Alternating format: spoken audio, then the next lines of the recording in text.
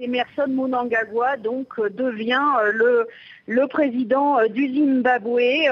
Sur les 10 provinces en fait du pays, Nelson Chamisa, l'opposant, ne s'impose que dans 4 provinces. Il s'impose, et ça c'est pas une surprise, à Harare, la capitale. Il s'impose dans la 2e ville du pays, à Bulawayo. Il s'impose aussi dans le Matabeleland Nord et dans le Manicaland. Mais toutes les autres provinces sont emportées par Emmerson Mnangagwa, qui l'emporte donc avec plus de 300 000 voix d'avance.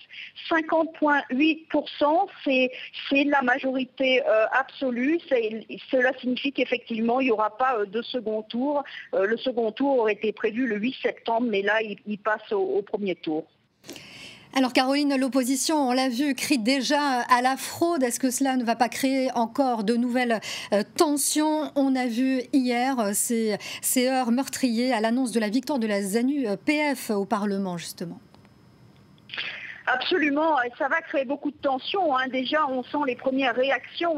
Au moment où la commission électorale annonçait les résultats, eh bien, on a eu des membres du MDC, du Mouvement démocratique pour le changement, qui ont fait irruption dans la salle, qui se sont assis à la place des responsables de la commission électorale et qui se sont adressés aux centaines de journalistes internationaux qui étaient là pour écouter les résultats et qui leur ont expliqué que ces résultats, en fait, étaient truqués et que les fameux formulaires V11 sur lesquels on avait fait le décompte des voix, eh bien l'opposition ne les avait pas signés et donc a accusé la commission électorale de triche.